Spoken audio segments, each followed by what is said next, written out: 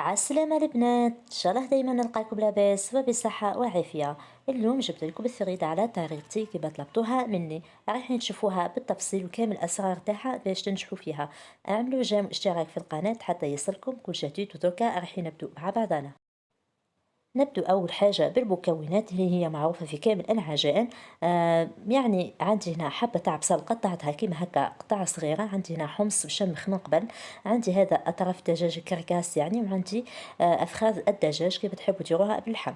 بالنسبة للتوابل عندي هنا الزيت راح نستخدم منه شوية، وطبعا السمن تحق هذا المرجان نحب نخدم به هو. عندي حبة فلفل للتنكيه فقط، عندي شوية ثوم فقط ما تكثروش، يعني قيس ملعقة تاع قهوة، شوية فلفل أكحل، تابل وكاوية والملح. وأنا نحب القرفة في الماكلة البيضاء. نبدو بتحضير لاصوص تاعنا. كيما شفتوا راح نحط شوية سمن في كامل الطياب اللي راكم تشوفوا فيا، دائما ندير السمن، والسريده بطبيعتها تحب ليدان.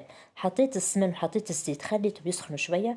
اول حاجه نحط هذوك الكركاس تاع الدجاج، راح يزيدوني في النكهه تاع لاصوص تاعي، ويجي لاصوص تاعي فيه ليدان وفيها البنه باهيه. كيما تحبوا كيما قلت لكم ديروا باللحم، ولا تخلطوا بين الدجاج وقطعه تاع اللحم هكا.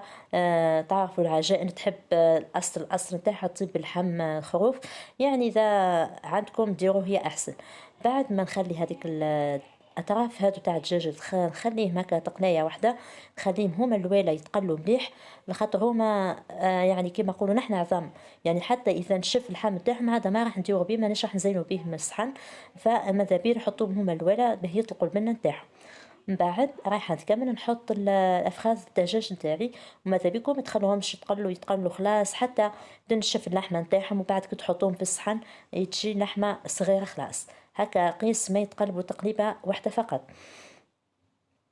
نرحب بالمشتركين اللي دخلوا جدد في القناة، ويقول لهم مرحبا بكم، تشرفت بالمعرفة تاعكم، وإن شاء الله تعجبكم القناة. هذه الوصفات راني نحاول نلبي لكم الطلبات تاعكم في أقرب وقت، يعني استنوا عليا شوية بركة، على خاطر تعرفوا المونتاج والتصوير يدي شوية وقت. طلبت مني أخت القصرى، بإذن الله راح نحطها لك. من جهة أخرى البنات، أنا كنت موجدة الحمص تاعي قبل طيبته في كوكوط نورمال، أما كي نجي نطيب نعاود نهزو ونغليه شوية في الماء باه تطلق هذيك اللي غاز نتاعو، ونحيلو هذاك الغاز. من بعد نحطو في لاصوص، على خاطر ما عنديش كوكوط، يعني أنا مانيش راح نغلق عليه كوكوط هكا باش نضمن إنه يطيب لي. هنا نرجعو للاصوص بعد ما تقلى لي اللحم، حطيت عليه البصل، نخلي هذاك البصل يتقلى مليح مع الدجاج. وشوفوا البصل كيفاش قطعته، ما تقطعوش يعني خشين خلاص، وتحبوا حتى تروحوا خلاص. هو من الافضل يتقطع كيما هكا، هو يعاوننا في لاصوص انه يجي خيثرة. ومن بعد رانا رايحين نصفوا لاصوص على كل حال.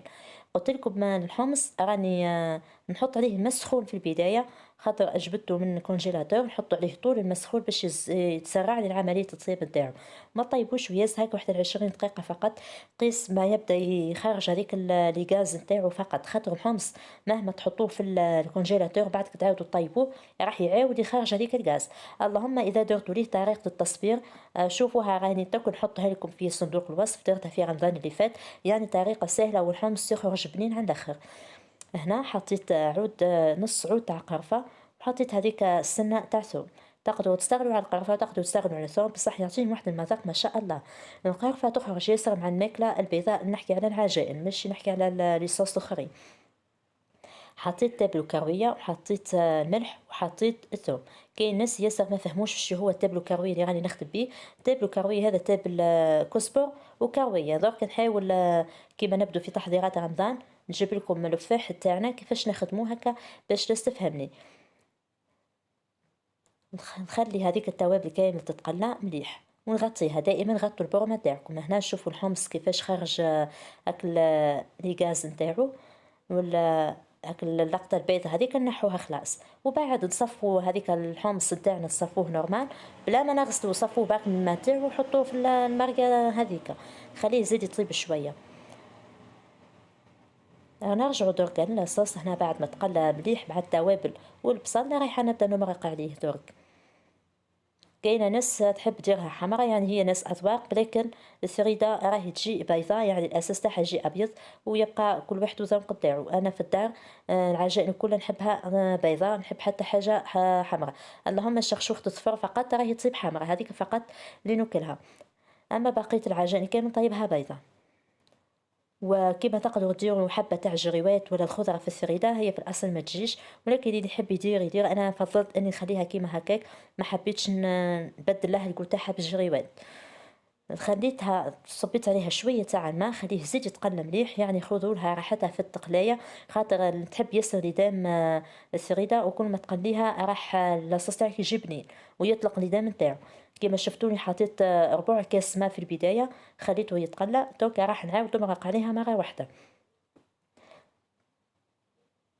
انا بالنسبه ليا طيبت لاصوص الصباح، يعني راني طيبته على نار هاديه، ما قفات عليه كوكوط، ما قويت عليه النار، ما والو. دوكا انا حطيت عليه الحمص، نزيد عليه كاس تاع ماء سخون هكا باه يطيب لي قد، وقبل ما تطفوا عليه حطوا ليه هذيك الحبه تاع الفلفل باه تطلق البنه تاعها فقط. دوكا تشوفوا مع بعضنا طريقه التفوار. بالنسبة للثريدة عندي 2 أنواع، على خاطر ما لقيتش نفس الماركة، أبها نوع هي الصنوبر، أنا دائما نحب نشريها، ولما لقيتش يعني كمية أخرى متاع الصنوبر وليت جبت زوز ماركات. هذيك الصنوبر هذه اسمها المثرد، هذه فيها 400 غرام، والصنوبر فيها 450 غرام. راح نخلطهم مع بعضهم، يعني باش ما تخافوش، يعني ممكن تقعوا في هذه المواقف، تحبوا تطيبوا كميات كبيرة مثلا وما تلقوش نفس المارك.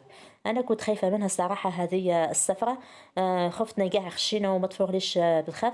انا كنت نحب الصنوبر، ولكن كي جبتهم مع بعضهم قلت خلطهم خاطر حسيتهم يعني نفس القوام، فقط هذيك الصفرة وهذيك بيضة. خلطهم هكا مع بعضهم، وبعد طبعا الوقت هذا راني موجدة الكسرونة تاع الماء، نفورها. انا راح نفورها على الماء، خاطر لاصوص تاعي صايي كان هنا طاب، واذا انتم راح تطيبوها في نفس الوقت فوروها على صوص احسن. خلطها كيما هكا كيما راك تشوفوا، دخلوها في بعضها، من بعد في الطياب راهي ما تبانش خلاص، ما تبانش هذيك صفرا هذيك بيضة، خاطر حيدوا نفس القوام. هنا راح نضيف لها الزيت، يعني ضيفي لها الزيت وما تخافيش، لخاطر هي لازمها الزيت في البداية، والزيت هو اللي راح يخليها كيما نقول احنا يعاونها في التفوار احسن، ما تجيش لاصقة في بعضها. التفويرة الأولى هي المهمة، لازم تفوروها نص ساعة ولا 20 دقيقة، يعني بين 20 حتى نص ساعة هكا، باش تضمنوا ان يعني تجيكم مليح.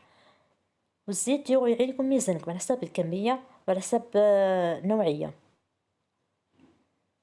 وما تخافوش من الزيت خلاص. نحكها هكا بين ايديا مليح، باه كل حبة تتدهن مليح بالزيت، ونضمنوا بيلي كامل الحبات مدهونين بالزيت. هذه حتى في العجائن الاخرى كيما التليتلي والشخشوخه كامل نديرهم بنفس الطريقه. دوكا جبت كسكاس ونبدا نعمر الكسكاس هكا، ونغطيه كسكاس ونفورها، لازم تتغطى مليح. ما حبيتش نختصر ياسر في الفيديو هكا باش تفهموني، خاطر كاينه ناس عندها صعوبه في بعض الاكلات، هكا حبيت نوريها لكم بالتفصيل. بعد ربع ساعه الاولى، هذه التفويره الاولى، ربع ساعه الاولى نبدا نحركها شويه، يعني مش تحطوا الكسكس وتنسوا، كل شويه حركوا شويه باه هذاك اللي تحت يطلع لفوق واللي فوق يعاود يهبط لتحت، وتتفور كامل بنفس الطريقه، ما تجيش من فوق ناقص تفويره ومن تحت يجي معجن. انا فورتها كما قلت لكم نص ساعه، بعد نص ساعه تشوفوا الطريقه كيف راح ندير معاه. نحركها من الجوانب كامل، ومن احسن تستخدموا ملعقه خشبيه ولا ملعقه تاع الماكله، وشوفوا كيف نحرك، يعني هزوا وحطوا، يعني ما كما نقولوا احنا ما تمعسوهاش تولي هذيك بعد تتفور تجي كانها مكسره كعبه، حاذروا معاها فقط. التفويره الاولى صاي حضرت، نفرغ الكسكاس، من بعد راح نحلها كيما هكا. قبل ما نبدو نغشوها لازم تحلوها، خاطر هي مازالت سخونه تجي كانها لاصقه في بعضها، نحن نحلوها كيما هكا باه نفرقوا الحبات على بعضها. وشفتوا كميه الزيت اللي درتها هي اللي تخليها ما تلصقش في بعضها في البدايه، مهما انك تزيدي لها شويه في التفويره. راح نبدا نرشها في الاول بالماء، ومشي هذيك الطاس كامله رشيتها، يعني تقريبا ربع كاس فقط، رشة خفيفة. أنا هنا درتها بداية هكا باه نحلها على بعضها وما نخليهاش تلصق في بعضها. وشوفوا كيفاش راني نرش ونخدم غير بصباعي. وديروا هكا بصبعكم هكا شغل تهزوها وتفرقوها على بعضها، ساهلة خلاص ومشي حاجة اللي تخوف خلاص. راهي الصيغ كلها في الثريدة لاصوص، يعني الناس كلها تعرف طيب لاصوص، راهي الصيغ تاعها كامل لهنا. كي تجيك الثريدة تاعك صحيحة راهي بعد تبقى بنينة وباهية. اما اذا درتها معجنة راهي تزيد تحطها بعد في لاصوص تزيد تعجني.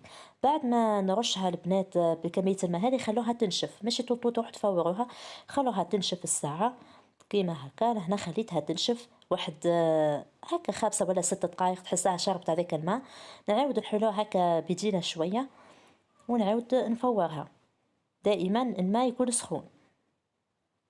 اذا كان الكسكس تاعكم صغير فوروا بالنص، يعني مش لازم تعمروها كامل. انا هنا مازلت يعني يابسه شويه، قدرت نعمر الكسكس. التفويره الثانيه ديروها ربع ساعه فقط وبالتحريك، يعني ما نحطوهاش 20 دقيقه كيما لو ربع ساعه. فورتها حركتها مره ونعاود نفرغها لهنا. دائما كي نحطوها اول مره نفرغوا الكسكس نحلوها كيما هكا الساعه. وبما انه لاصوص تاعي انا صاي طابلي هنا رايحه نرشها باللاصوص، يعني رشه ثانيه راهي تجي بلاصوص. حتى الشخشوخة الصفور كما شفتوني طيبتها قبل نرشها بلاصوص. نشوفوا كمية لاصوص هذيك الطاوة الصغيرة تقريبا تهز ربع إترا. يعني نتوما مش محتى تديروا بالميزان، نعيكم ميزانكم هزوا مقدار تاع لاصوص تاعكم كي تحسوها شربت لاصوص صاي. وهي راهي ما تحتاجش ياسر لاصوص في المرحلة هذه، ما تكثروش لها لاصوص خاطر إذا كثرتوا لها بعد تجيك معجنة، يعني حاذروا عليها على قد ما تقدروا.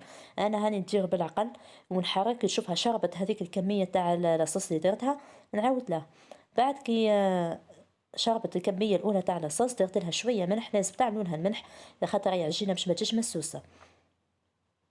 نحركها هكا بالملعقة، عاونتني الملعقة هنا في المرحلة هذه خاطر بدت كيما قلنا احنا الططرة ما عاونتنيش هذيك الملعقة السيليكون ولا تاع اللوح، اخدموا بالملعقة هذه احسن تعاونكم خير. نحرك وتشوف وندير كمية لاصوص تاعي. بعد كي تديروا لها لاصوص خلوها 10 دقائق وهي تنشف. لازم كي ترشوها تخلوها تنشف، باش ترشوها تعاودوا تفوروها تشرب في راحتها هذيك لاصوص. وصفوا لاصوص تاعكم بالبصل بعد 10 دقائق عاودوا فوروها، يعني بكل راهي تفور 3 مرات. التفويرة الأولى 20 دقيقة، التفويرة الثانية ربع تقريبا 15 دقيقة، التفويرة الثالثة هذه راهي ما تفوتولهاش حتى 5 دقائق، راهي ثم خاطر راهي شاربة لاصوص ثم يعني ثم تفو. بعد 10 دقائق نرجو نحركوها أولا كيما هكا، لازم خاطر تكون لك الشغل حكمة روحها كيما نقولوا نحنا في بعضها. نحركوها كيما هكا. والسر هنا أني نزيدلها شوية زيت، زيدلها هذاك الزيت هو اللي راح يخليها ما تتلصقش خلاص في بعضها. تحبوا حتى ديروا الزبدة الذيبة ولا السمن كيما حبيتوا، انا اكتفيت فقط بالزيت خاطر بعد الزبدة نديرها في بعد كي نجي نجمرها. وشوفوا كيفاش راني نديرها هكا بداية باه نفرغها هكا على بعضها كيما تقدروا تاخذوا فقط بالملعقة، يعني ماك لا تحطي ايدي. انا فضلت نحط ايدي باش نضمن انها ماهيش لاصقة حتى حبة في بعضها. والحمد لله ما نلقاش حتى يعني عينيك بتشوف يعني ما كاش حتى حبة لاصقة في اختها ما شاء الله. لهنا نحط في الكسكس ما نحطهاش كمية كاملة، نحط غير بشوي لخاطر راهي طرية. لهنا نعمر الكسكس على مرتين، نفورو تفويرة الأولى 5 دقائق نحيها، نعاود الكمية الأخرى نفس الشيء فورها 5 دقائق فقط ونعاود نحيها. وتشوفوا معايا الطريقة. ها هو البنات بعد ما فورتها التفويرة الأخيرة خلاص. طبعا نفرغها وقبل ما نجمروها لازم نخلوها تبرد شوي، مش هي سخونة تحطها طول في لاصوص. انا هكا الطريقة تاعي وكل واحد والطريقة تاعو. انا حتى في العجائن الاخرى التفويرة الاخرى نهبطها الساعة خلاها تخرج هذيك البخار نتاعها ومن بعد كون نجمرها. في الوقت هذا نصفي لاصوص تاعي من الحمص والدجاج ونعاود نسخنه مليح. كي تجو تجمروا البنات ما تحطوهاش عليه كمية كاملة تاع لاصوص. شوفوا انا هنا حطيت مقدار صغير تاع لاصوص في البرمة، خليه يسخن مليح. نحط له شوية زبدة ولا شوية سمن، انا فضلت الزبدة ولا تحبوا زبدة عربي اذا عندكم احسن واحسن، يعني زبدة الحرة هذيك اللي يخدموها في الدار. من بعد رايحة نبدا نحط الثريدة في هذه الكمية تاع لاصوص، ما نحطوش هذيك لاصوص تاعي كامل وبعد تغدرنا نلقوها جيرية. لازم نحطوا لاصوص بالعقل باه تجينا الماكله متوازنه، لا هي معجنه ولا هي جاريه. هنا بعد ما حطيت كميه كامل تاع الثريده نحركها شويه ونبدا نضيف لها لاصوص. وكي تخلطوا ما حاولوا ما تخلطوش بزربه ولا بسرعه، يعني بعنف كيما هكا باش ما تتكسرش الحبه، باش تبقى الحبه حكمه روحها، تحريكه خفيفه فقط. ونحرك ونشوف تركبية لاصوص وخلوها على النار، يعني يحال عليها النار انا درك. بعد ما تكبلوا كبية لاصوص، قلت لكم كي تكبلوا كبية لاصوص خلوها هكا تسخن شويه وطفوا عليها، ما تخلوهاش على النار، طفوا عليها وخلوها على راحتها هكا واحد نص ساعه حتى تتجمر مليح وتشرب لاصوص تاعها مليح. وهذه الزبده لازم تديروها، نغمها بشويه زبده ونخليها، ما تحركوهاش الزبده ديك، خلوها كيما هكاك. وغطوا عليها البورمه تاعكم، خلوها واحد 20 دقيقه حتى تشرب مليح هذاك لاصوص، ولا حتى ربع ساعه فقط من قبل ما تحطوا. كي تجوا تحطوا هاك باينه باش تحركوه، يعني لهنا خلوا كيما هكا الزبد. لهنا ها هي البنات بعد ما حطيت عليها الزبده، هذا وانا راح نحرك الزبده ديك تذوب خلاص، وتقعد الثريده تاعكم حبه على حبه، ماشي لاصقه خلاص في بعضها، لا هي جاريه ولا هي عاقده، يعني تجي قد قد. وهذاك لاصوص اللي طيبته خليت منه شويه، كما قلت لكم حطوا بشويه لاصوص باش ما تغدركمش، خاطر هي الثريده ما تحبش ياسر لاصوص، خاطر راهي مرشوشه مليح ورشيناها بلاصوص وفورناها 3 مرات، يعني ما تحبش ياسر لاصوص. وهذا هو القوام تاع الثريده تاعي. هنا كنت صفيت الحمص وزدت صفيته من هذاك البصل، نحيلو هذاك البصل وهذيك خلاص باش يبقى حمص صافي. وهذه حبه الفلفل اللي حطيناها، والدجاج قليته في شويه زبده وزيت هكا باش يجي احمر وطعمته بنينه. وشوفوا مع بعضنا في صحن التقديم بعد ما حطيت الثريده في صحن ونحط عليها كيما هكا البهاوه تاعها الثريده ولا العجائن، نحب نحطها في صحن هكا اوفال وواسع، ما نحبش نحطها هكا في صحن غارق كيما اي كسكسي. ونزينوها بالحمص، تقدروا تزينوها حتى بالعظام طايبه في الماء، انا نسيت ما درتهاش. بصحتكم البنات، ان شاء الله تعجبكم الوصفه، ان شاء الله تعجبكم طريقتي. علقوا لي تراو، شوفوا لي تراها عجبتكم اذا جربتوها ولا لا. خليكم الان في رعايه الله وحفظوه فقط، ما تنسوش تعملوا لي جيم في الفيديو، الاشتراك وتفعيل زر الاشتراك حتى يصلكم كل جديد. باي باي.